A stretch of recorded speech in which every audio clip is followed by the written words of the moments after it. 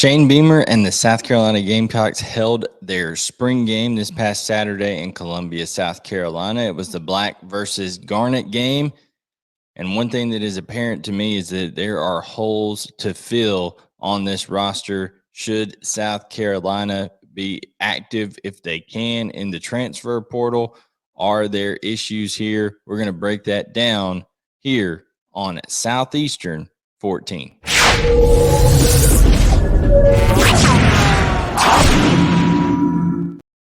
Hello, everyone. I'm Blayne Gilmer. Welcome to Southeastern 14. If you like college baseball, football, basketball coverage, particularly of the SEC variety, then this is your place to be. Subscribe, like, turn on notifications. You can catch everything on Apple Podcasts, Google Podcasts, Spotify, wherever you get your audio listening pleasure as well. So if you want to tune in to see what we think about ACC spring games, what we think about all the games coming up this fall, this is the place to be. Try to cover it unlike anyone else and give you videos every single day. So we appreciate you liking, subscribe, turn on notifications. Now, let's talk about this South Carolina spring game. I think it is quite alarming for South Carolina.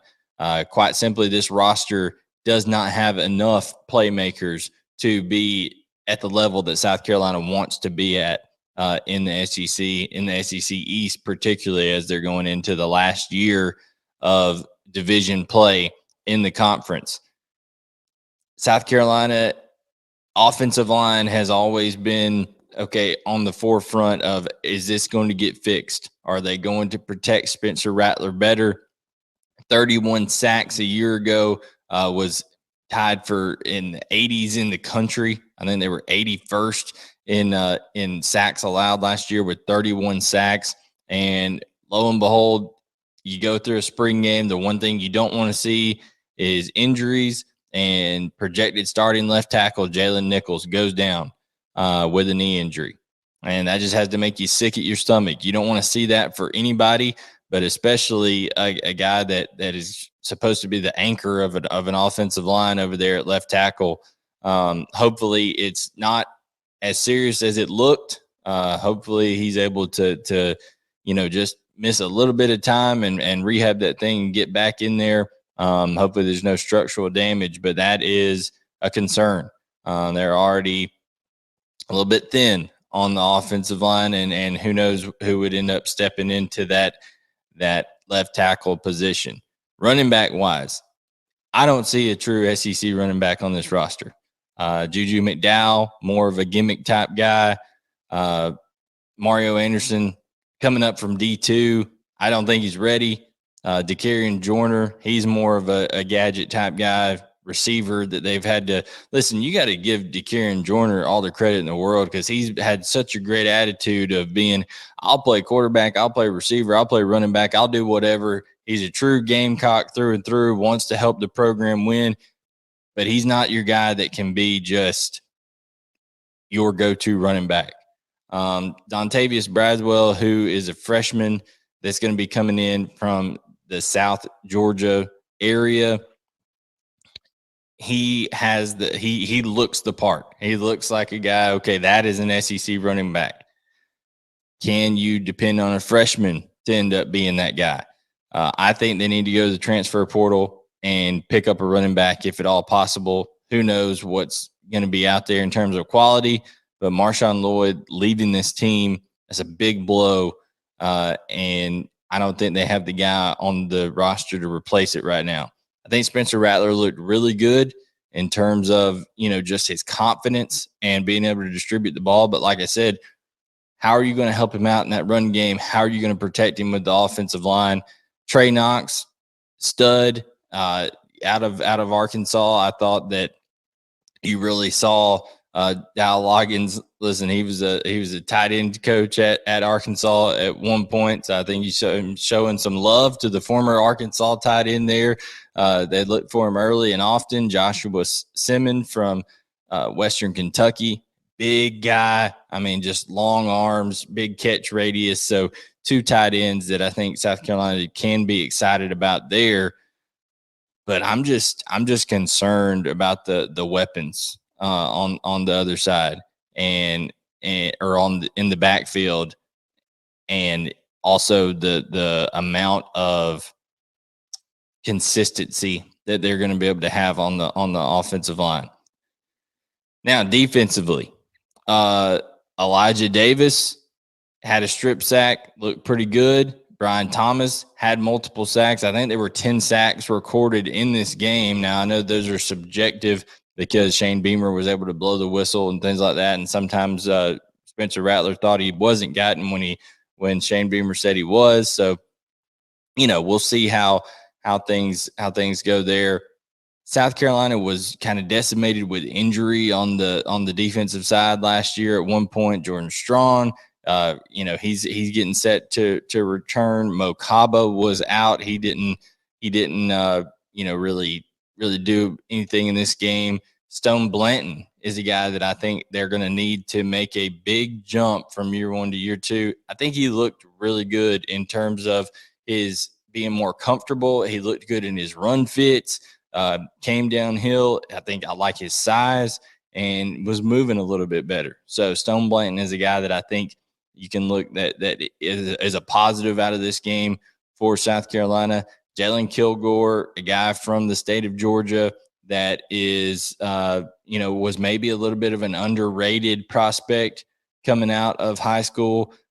He's a guy that just has that big physical statured SEC looking body when he comes down and makes tackles out of the secondary. So I think that defensively they're going to be okay. They're replacing two tremendous corners, but I'm more concerned about the offensive line. I'm more concerned about, do they have a true running back? Because listen, you're going to have Spencer Rattler have those two big tight ends in Knox and Simon that he can throw to. We know that Juice Wells is a tremendous receiver. He made some electrifying plays in this game. I'd almost put him in bubble wrap because he's going to be, Mr. Do It Everything. Make sure he stays healthy this summer. Amari Brown is a guy that is experienced. He's a fifth year guy coming back, but he's more of a diminutive slot guy.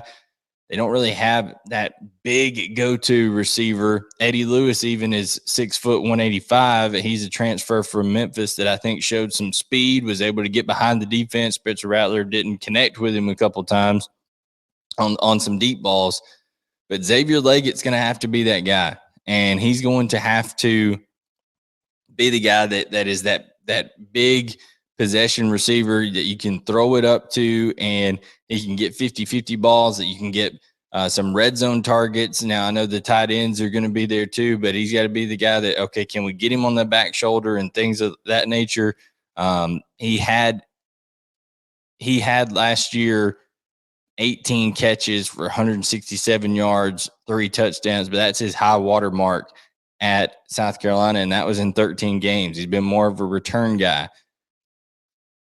I think they're going to need a lot more production out of him, especially with, what I said that about the running back group. I think this wide receiver core is really going to have to step up. I think Eddie Lewis can be a playmaker, but in terms of the size, in terms of how big some of these corners are, especially when you're talking about Georgia's corners, when you're talking about even Florida's secondary has some bigger guys in the secondary. Tennessee is improving over there. So in the SEC East, now in Texas A&M for sure, with Tony Grimes coming in, South Carolina's to play them every year. There's some big corners in this league, some physicality on the perimeter. Xavier Leggett can provide that physicality to counteract that. But your big concern here is running back and offensive line. Hopefully Jalen Nichols is not injured as badly as it looked like he could have been. So that, thoughts and prayers to him. Hopefully that the knee heals up and it's not a big deal. But a little bit concerned about the playmaking ability. Listen, Shane Beamer and company, they talk with the best of them. They've been going on podcasts and going on media availabilities and really talking with confidence. At some point, you got to wonder if your mouth's writing checks that your tush can't cash. And hopefully that's not the case. But I think there has to be improvement between now and the start of the year, whether that's bringing guys in through the transfer portal, whether that's some of these freshmen being able to step up and play beyond their years a little bit. Now you got to see a guy like a Nichols Harbor come in, like a Dontavius Braswell, like we said. So there is some hope of some reinforcements on the way there from some young guys.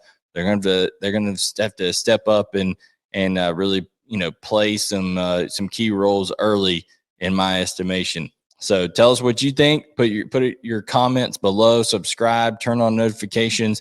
We cover all things SEC here and try to do it in as much volume as anybody, putting videos out every single day. So I am Blayne Gilmer for Southeastern 14. Leave your comments below, and we look forward to talking SEC football with you this fall.